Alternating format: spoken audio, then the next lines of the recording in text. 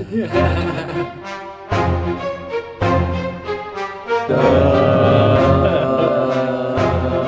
what's up, guys?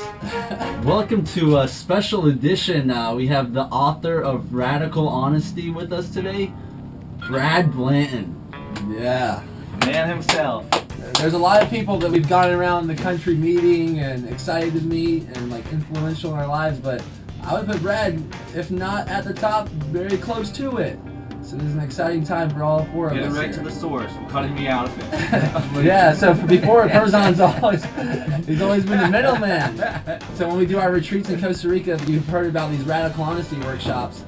And before, Perzon was kind of like the translator, interpreter of it, but now we have the source. Now I'm useless. My market value has gone to zero. What is radical honesty? What is it? Well, you're going to blame me for all this, are you? Please hang up and try again. Well, I've been married 5 times. Okay. The longest marriage was 22 and a half years, and the shortest was 6 years. No, the shortest was only about a year. That one got annulled when I was 18. But anyway, I have 4 successful marriages.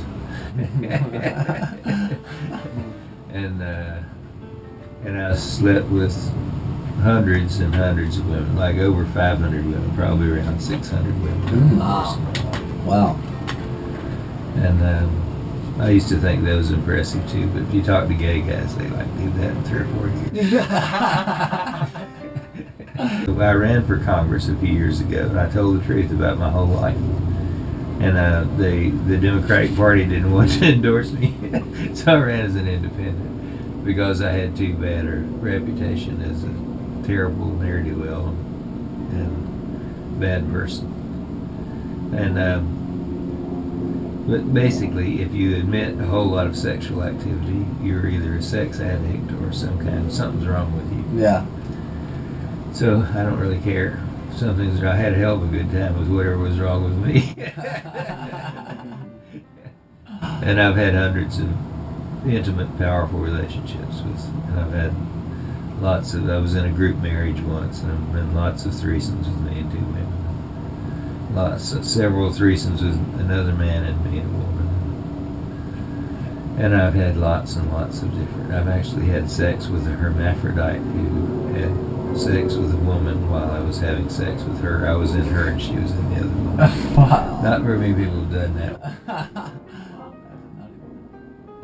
And I love sex now. I'm 71 years old. I don't do it that often, but I still occasionally have some beautiful young woman come and molest me because she liked what I wrote.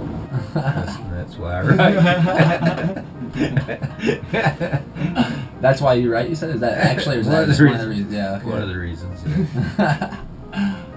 And I do think that what happens is that the more you guys are getting onto it, the more honest you are with the art, the less pretense, the less you got to worry about hiding stuff.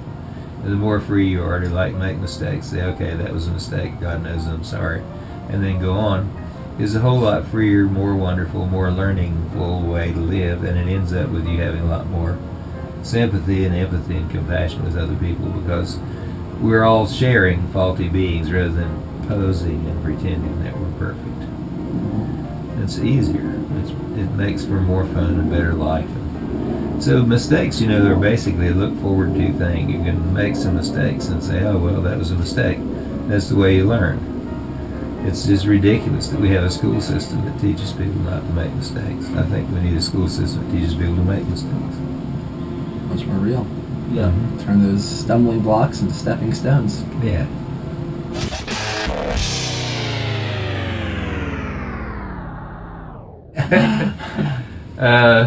It's a kind of a simple thing about just saying what you notice rather than polishing it up with what you think people would like to hear in order to think more of you. It's about getting over a case of mistaken identity. You get to thinking that who you are is your reputation and what other people think of you and how well you perform. And our whole culture teaches you that. And unfortunately, it's incorrect. Who you are right now is a person sitting in a row looking like a monkey. Listening to me talking some. And that's present tense noticing being is your primary identity. Right now, my primary identity is right here. Being here now talking to you guys with the camera rolling. And your primary identity is sitting there with each other, looking at me and listening to what I'm saying. And your reputation and your imagined future and your performances and all those can still count, but they're entirely secondary.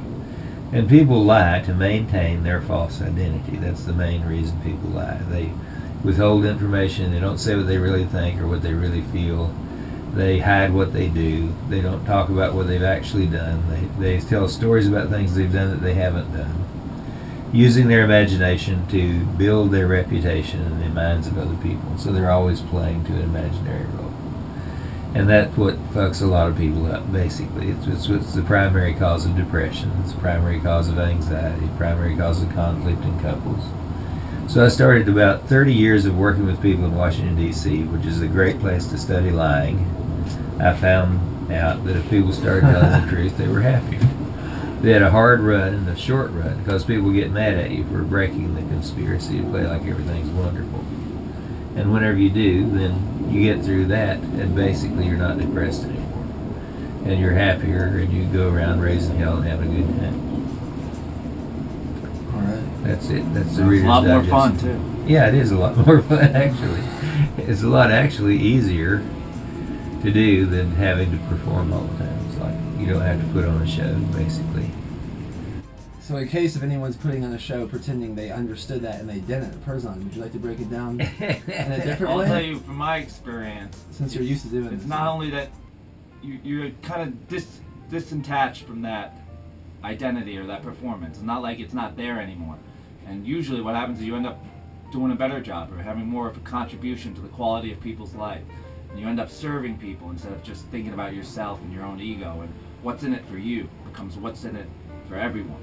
And the more you put out there, the more there is for you to receive. So in the end, it's just this compassionate, it's rooted in compassion and empathy for other beings. And behind all the pretense and the lying is this deep empathy and compassion for each other. And we get to experience the saying, we all look different, just to tell each other apart. And that we're really just the same beings. It's just that we think we need to manage our impression of each other to each other. Yeah. Great, that's great. I don't know if that was any simpler. So a lot of our viewers are into like health and fitness, and probably a lot of the viewers and the people we've interviewed are into putting on an act and into looking like the perfect specimen of a human being, whether it's physical or mental, emotional. They want to put on this, and some of them, may be approaching that. Maybe it's more legit for some than others.